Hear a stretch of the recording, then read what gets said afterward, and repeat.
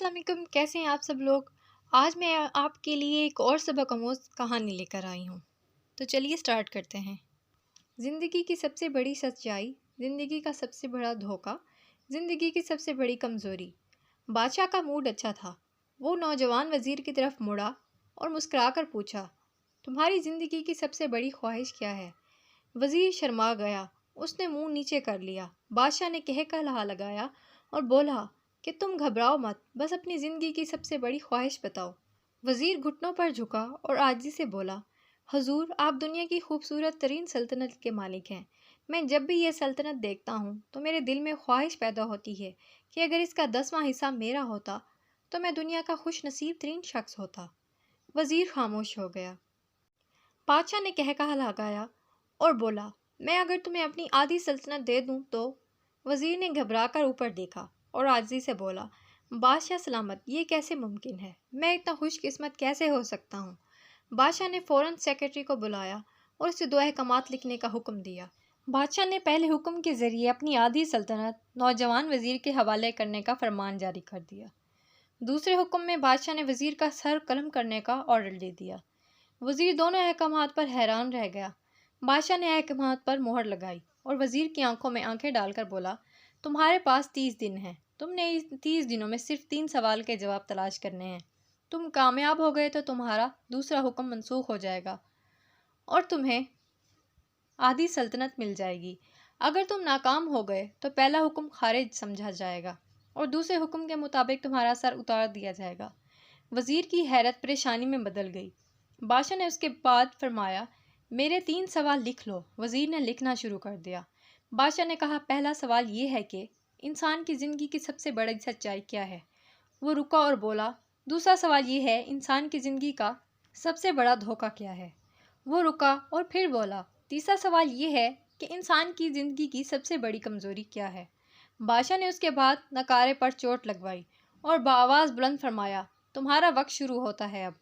वज़ीर ने दोनों परवाने उड़ाए और दरबार से दौड़ लगा दी। उसने उस शाम मुल्क भर के दानिश्वर, अदीब, मुफक्किर और ज़हीन लोग जमा किए। सवाल उनके सामने रख दिए। मुल्क भर के दानिश्वर सारी रात बहस करते रहे, लेकिन वो पहले सवाल के जवाब पर ही कोई हतमी इत्तफाक राय कायम ना कर सके। वज़ीर ने दूसरे दिन दानिश्वर बढ़ा दिए, लेकिन नतीजा वही निकला। वो आने वाले दिनों में लोग बढ़ाता रहा, मगर उसे कोई तसल्ली बख्श जवाब ना मिल सका। यहाँ तक कि वो मायूस होकर दारुल हुकूमत से बाहर निकल गया। वो सवाल उठाकर पूरे मुल्क में फिरा, मगर उसे कोई तसल्ली बख्श जवाब ना मिल सका। वो मारा मारा फिरता रहा, शहर शहर, गांव गांव की खाक छानता रहा। शाही लिबास फट गया, पगड़ी ढीली होकर गर्दन में लटक गई, जूते फट गए और पाँव में छाले पड़ गए। यहाँ तक कि शर्त का आखिरी दिन आ गया। अगले दिन उसने दरबार में पेश होना था।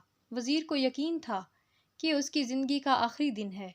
कल उसकी गर्दन काट दी जाएगी और जिस्म शहर के मरकज़ी पुल पर लटका दिया जाएगा।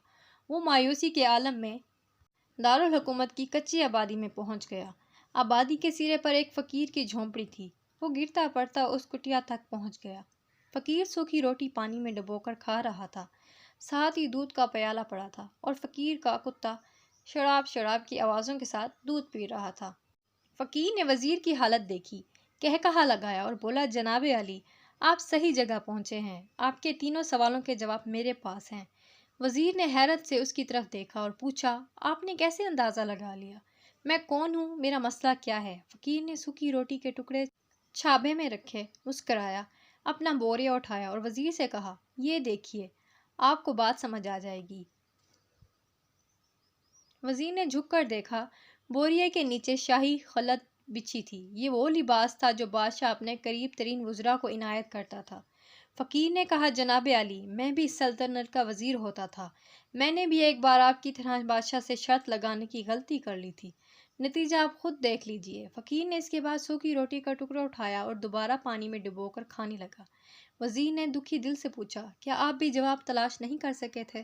फ़कीर ने कहका लगाया और जवाब दिया, मेरा केस आपसे मुख्तलिफ था। मैंने जवाब ढूंढ लिए थे। मैंने बादशाह को जवाब बताए, आधी सल्तनत का परवाना फाड़ा, बादशाह को सलाम किया और इस कुटिया में आकर बैठ गया। मैं और मेरा कुत्ता दोनों मुतमईन ज़िंदगी गुजार रहे हैं।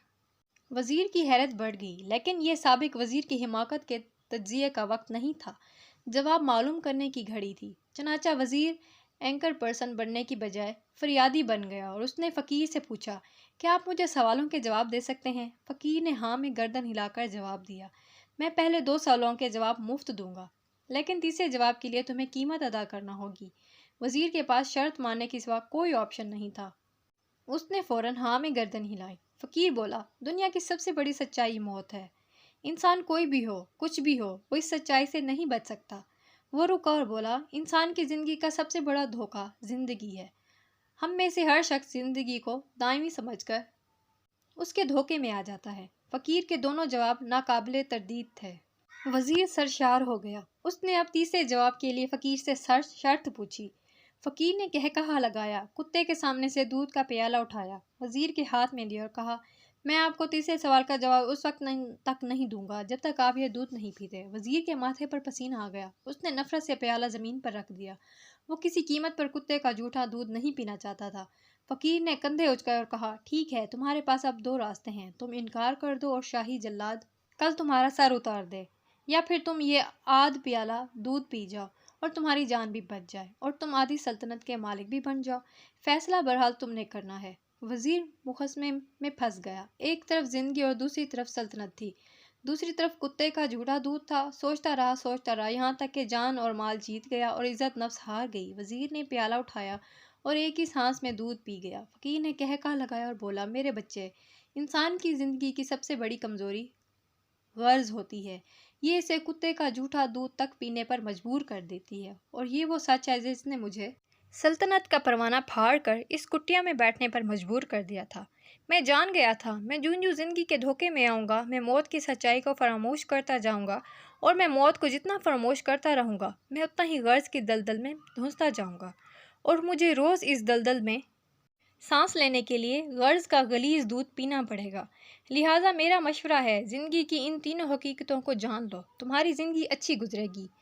وزیر خجالت، شرمندگی اور خود ترسی کا تحفہ لے کر فقیر کی کٹیا سے نکلا اور محل کی طرف چل پڑا۔ وہ جوں محل کے قریب پہنچ رہا تھا، اس کے اندر احساس شرمندگی میں اضافہ ہو رہا تھا، اس کے اندر ذلت کا احساس بڑھ رہا تھا۔ وہ اس احساس کے ساتھ محل کے دروازے پر پہنچا۔ اس کے سینے میں خوفناک ٹھیس اٹھی، وہ گھوڑے سے گرا، لمبی ہچکی لی اور اس کی روح قفس عنصری سے پرواز کر گئی۔ محترم دوستو، اس کہانی سے ہمیں ضرور سبق حاصل کرنا چاہیے۔ فرمان رسول صلی اللہ علیہ وسلم کی دنیا میں اس طرح رہو جیسے تم مسافر ہو، یعنی مسافر کی ایک منزل ہوتی ہے اور ہماری منزل جنت ہے، نہ کہ دنیا۔ لیکن ہمارا نفس ہمیں لمبی لمبی امیدوں کے چکر میں ڈال کر اللہ سے غافل کر دیتا ہے۔ نہ ہم موت کے بارے میں سوچتے ہیں اور نہ ہی زندگی کے دھوکے بارے میں سوچتے ہیں۔ کبھی سوچ بھی لیں تو غفلت سے سوچ کر جھٹلا دیتے ہیں کہ ابھی بڑی لمبی عمر پڑی ہے، بڑھاپے میں نمازیں اور نیک اعمال شروع کر دیں گے اور اللہ کی طرف لوٹ جائیں گے، لیکن ہو سکتا ہے موت ہمیں موقع ہی نہ دے۔ اس لیے دوستو، لمبی زندگی کے دھوکے سے بچ کر اچھے اعمال کی طرف ہمیں فوراً راغب ہو جانا چاہیے۔ اللہ ہمیں زندگی کی حقیقت سمجھنے کی توفیق دے، آمین۔